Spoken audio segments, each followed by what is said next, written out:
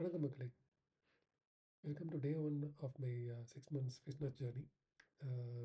நேற்று போட்ட இன்ட்ரோ வீடியோவுக்கு ஒரு 13 வியூஸ் வந்திருக்கு.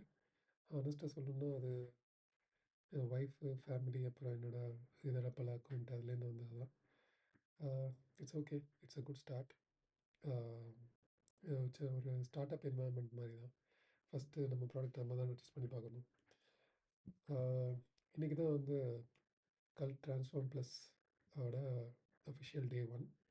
இன்றைக்கி வந்து ஒரு மைண்ட் செட் கோச் அப்படின்ன ஒரு சைக்காலஜிஸ்டோட ஒரு 40 மினிட் கால் ஒன்று செட்டப் பண்ணாங்க. She had done her masters in psychology. So அவங்களோட ஒரு சின்ன கால் இருந்துச்சு. ஓகே, மைண்ட் செட் கோச்னால் என்ன பண்ண போகிறாங்க? கரெக்டாக சாப்பிடு, கரெக்டான டைமுக்கு தூங்கு அப்படின்னு பேசிக் அட்வைஸ் கொடுப்பாங்கன்னு நினச்சேன். ஆனால் வந்து என்னோடய சிஸ்டம் லாகை ஃபுல்லாக எடுத்து ஒரு ரூட் காஸ் அனலைசிஸ் மாதிரி பண்ணாங்க. டெய்லி ரொட்டீனை வந்து அனலைஸ் பண்ணோம். காலையில் ஒரு 7 o'clock எழுந்திரிக்கிறேன், 9:30க்கு ஆஃபீஸ் கிளம்புறேன், ரிட்டர்ன் வர மோஸ்ட்லி 8 o'clock, சம்டைம்ஸ் 10 மணி வரைக்கும் எழுதுறது. மோஸ்ட் ஆஃப் த டைம் வந்து ஒர்க், வீக் டேஸில் வந்து most of the time work and Bangalore டிராஃபிக்லேயே முடிஞ்சிருது.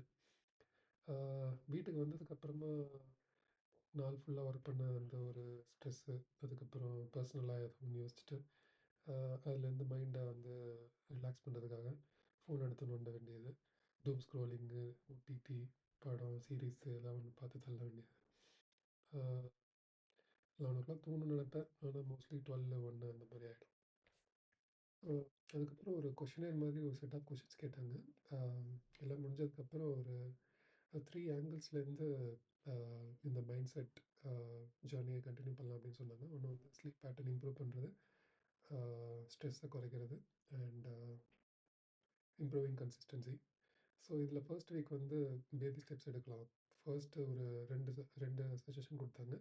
அதில் ஃபர்ஸ்ட் என்னென்னா, வீட்டுக்கு வந்துட்டு மைண்டில் ஏதாவது ஓடிட்டு இருந்ததுன்னா, பர்சனலாக ஒர்க்கோ எதாக இருந்தாலும் அதை வந்து உடனே எடுத்து மொபைல் டிஸ்ட்ராக்ட் ஆகிறதுக்கு மொபைல் பார்க்காம அதை வந்து ஒரு கையால் ஒரு நோட்டில் எடுத்து எழுதி வைக்க சொன்னாங்க. என்னென்ன விஷயம்லாம் இருக்குது அப்படின்னு எழுதி வைக்கிறது.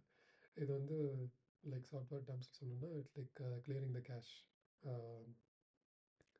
இப்போ நம்ம மைண்டில் ஏதாவது ஓடிட்டுருக்குது அப்படின்னா அது வந்து போய் கமிட் ஆன மாதிரி, அதுக்கப்புறம் அந்த விஷயம் யோசிக்க தேவையில்லை. மேபி நாளைக்கு அது ஆட்டோமேட்டிக்காக ஞாபகம் வந்துடும். செகண்ட் வந்து கொஞ்சம் கான்ட்ரவர்ஷியலான விஷயம் தான். ஆஃபீஸில் மீ டைம், அது ஜென்ரலாக ஆல்ரெடி நான் பண்ணிகிட்ருக்கிறது தான். ஆஃபீஸில் வந்து ஒரு 15 to 30 மினிட்ஸ் அங்கேயே வந்து மொபைல் ஏதாவது பார்க்க வேண்டியது, இல்லை வேறு ஏதோ ஒன்று நமக்கு பிடிச்ச விஷயத்த பண்ண வேண்டியது, அசைட் ஃப்ரம் ஒர்க்.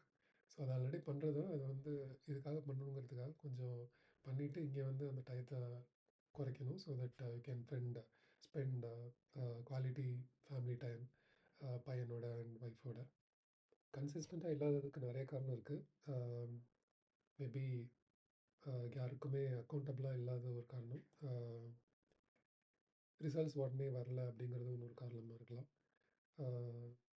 பேசிக்காக ஒரு சோம்பேறித்தனம் கூட ஒரு காரணமாக இருக்கலாம்.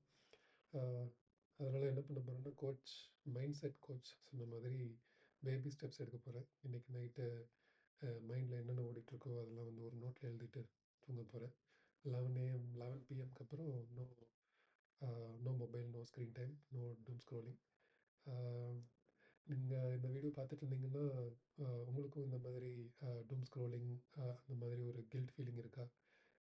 என்னன்ட்டு கமெண்ட்டில் சொல்லுங்கள்.